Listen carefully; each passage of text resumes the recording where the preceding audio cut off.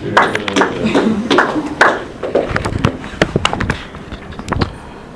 morning, everybody. Good morning. It is a hard audience today.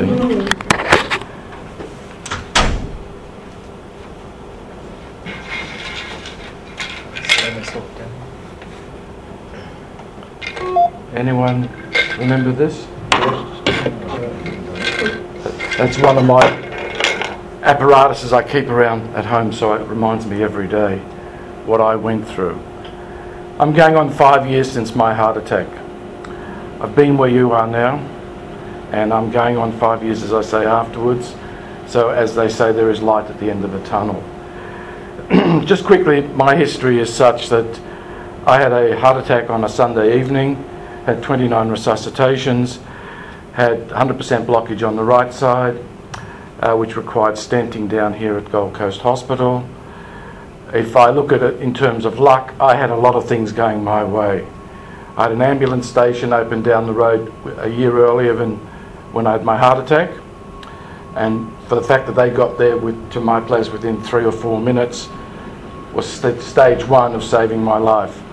Stage two was the cath lab up at the Gold Coast Hospital had opened about 18 months prior to my heart attack.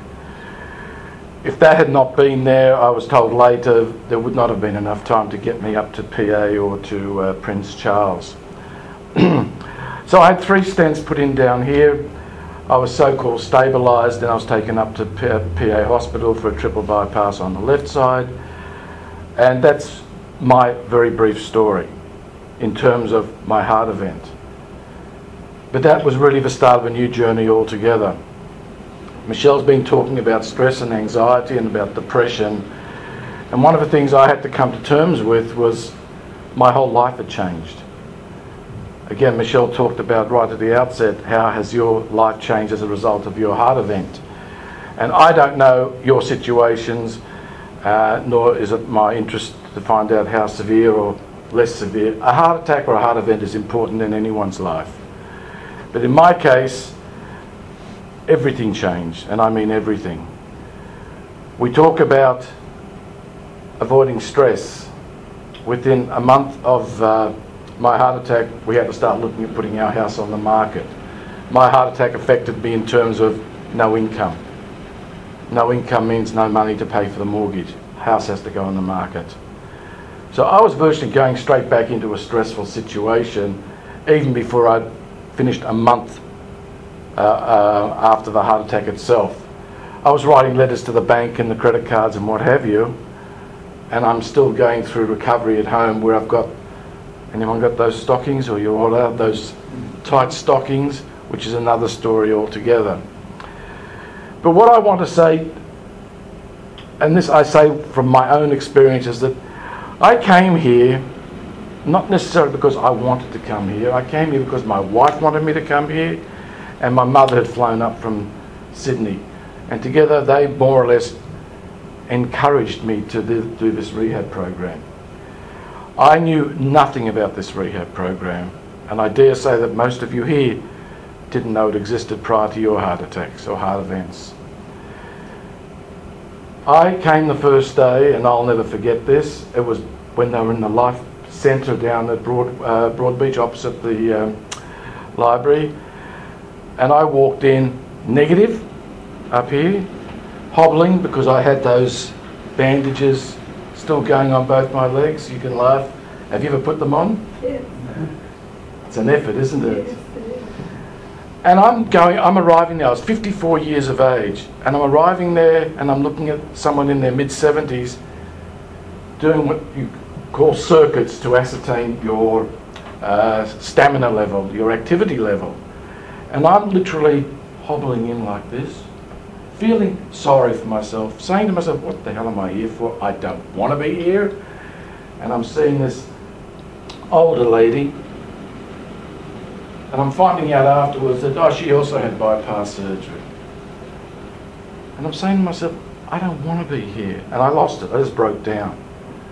Sharon, who was the nurse that I was working with at the time, I believe she's still working here in the centre, took me aside. She saw I was an emotional mess, spoke to me and said, look, go home, think about it, just tried to encourage me. And I was saying to myself, there is no way I'm coming back here. I just don't need this. Cut a long story short, I came back. I was back on the Thursday. I think this happened on the Tuesday, so I was back on the Thursday. It was twice weekly, the sessions. And I think it was only in those days, it was 4 weeks, 8 sessions. I think it's now 6 weeks, 12 sessions. It's changed somewhat. I slowly realised that I quickly realised when I came in on my first session, this lady was at the other end of her 4-week or 8 program course. And that I would be getting there with a bit of patience, which I've never been known to be good for, and a bit of tolerance and a bit of understanding. And true enough, I certainly did get that way. After my 8 weeks, I was much more physically able. This place put me together physically. And I say this with all sincerity, if it wasn't for the encouragement of the staff, the nurses, the people working here, and Grant, who some of you will know from the exercise part, he was part of my program when I was doing my rehab. This place got me together physically.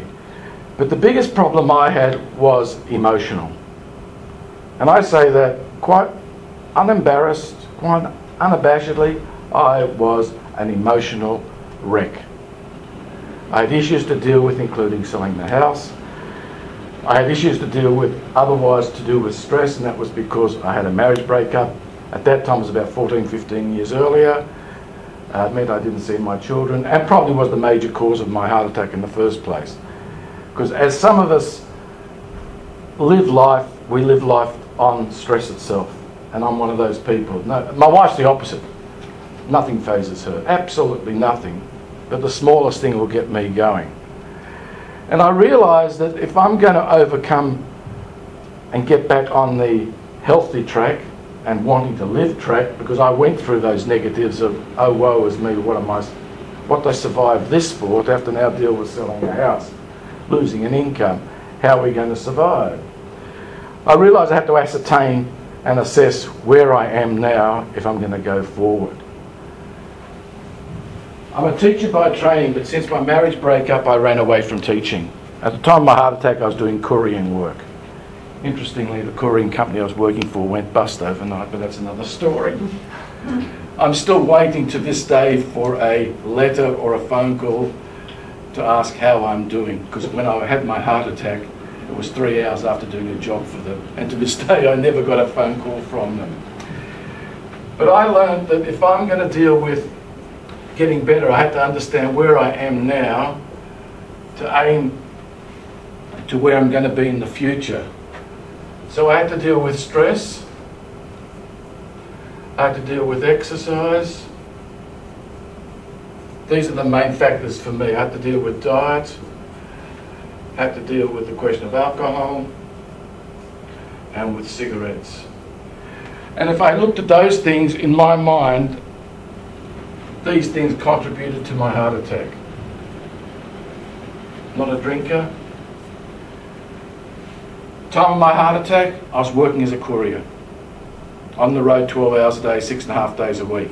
Anyone who drives professionally, they'll tell you what it's like to be on the road.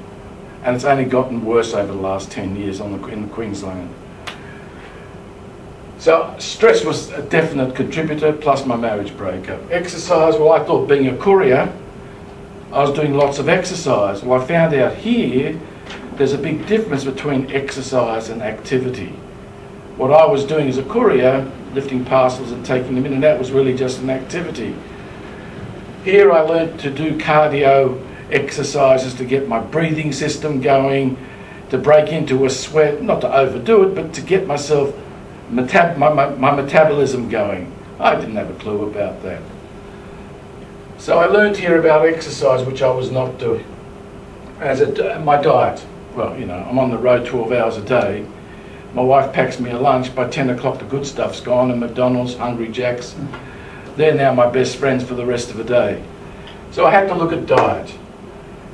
I'm not a big drinker. If I have a dozen beers a year, that's a lot. So alcohol was never an issue for me, but cigarettes was. Time of my heart attack, I was smoking 40, 50 a day. I haven't had one since the night of the heart attack. So you can quit cold turkey if you want to.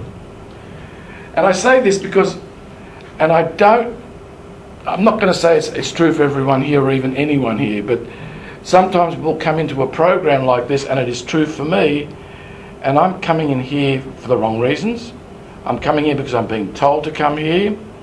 I'm accepting what's being told for me to do, like the exercise part of it, but up here I'm tuned out.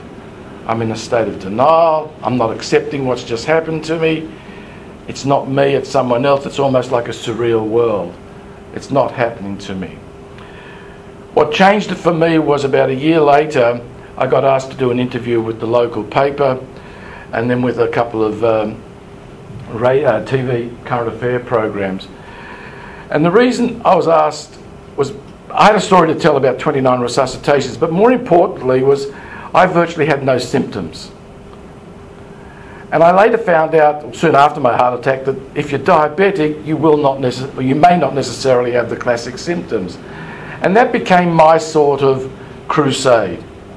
That if I could start talking and spreading the message to people, it would give me a reason to go on and become positive. And that's what I have done. As far as hobbies are concerned, I helped my wife who was involved with wildcare. I started to help her get involved with injured birds and looking after them. And there's no better therapy than working with animals or working with pets. That helped me get onto the positive road. And by doing that, I rediscovered photography, a hobby I hadn't touched since high school days. So that got me going, and I started to have photos published in the paper and on the internet. So my message would be, and I know we're running out of time, is that if you're going through a difficult patch, find an activity, find something to get your mind occupied. One of the important things was, when I was going through my negativity and my bad periods, was I was almost taking it out on my wife, not physically but verbally. And I remember there was a social worker who came, I'd met here in the rehab program, and she had said, if you've ever got issues, give me a call, come down and we'll talk. Not to me, but to the whole group. So I did. I picked up the phone, and as Michelle said, whether it's a psychologist or your doctor or a social worker, I went down there. And after all, she gets paid for me to lose my head and to swear at the four walls. My wife doesn't. And you realise afterwards that your spouse or your partner or your children are only trying to help you, but it's because you're in a negative frame of mind or in the wrong space. You don't really see what they're trying to do, and you're really feeling more about yourself and about what's going on with you and neglecting other people trying to help you. I do talk about other things, but time's beating me. I think some of you got to go on to exercise. Support groups. Cannot stress hard enough, highly enough, strongly enough. Get involved with something of a support nature. It could be the heart support group. I know from experience a lot of people don't want to meet face to face with people afterwards and talk about what they've been through. Get on the internet. If you're on Facebook, there are heart support groups left, right and centre. A lot of people want to talk anonymously. That's fine. But vent it, talk about it, get it out of your system. It's better to share it with other people and talk to like-minded people who have been through what you've been through than to build it up and internalise it, because that's when the pressure cooker will build up. A couple of things that I do want to mention very quickly is that if you've had any surgery, you need to mention it to your dentist. There's different schools of thought, but some dentists like to know because they might want you to take a course of antibiotics before you have treatment. There's something that you can get from your doctor called a healthcare plan. You may be eligible if you've got a chronic illness to get subsidised, government subsidised treatments. I do it for podiatrics, I'm diabetic. It might be to see a dietitian, it might be to see a physiologist, it might be exercise physiologist, but you may be eligible to get that 5 treatments each year subsidised. In your phones, you might want to put your mobile phone, there's something called ICE in case of emergency. I've got 3 names listed, so before my wife's name, my brother's name, I'll have ICE. God forbid something happens to me, paramedics are trained to look at mobile phones, and one of the first things they do these days is look if there's an ICE, so that if something's happened and you can't communicate, they can ring up that person and say, look, we need to speak to you, etc. I keep a list of medications in my wallet because I'm on a lot of medications. Again, God forbid something happens and I collapse, they can work out what my problem is. I also have my doctor's contact phone number and my cardiologist's contact phone number. And the last thing is, you all would have been given a report in some form or fashion when you got discharged. I have this pretty close to the front door. Again, something happens, it's accessible to my wife and or paramedics. I hang around for about 5, 10, 15 minutes afterwards if anyone wants to have a chat, but I know that some of you have got to go off and do some more exercise. So I'll leave it that with you. Thank you very much. Thank you.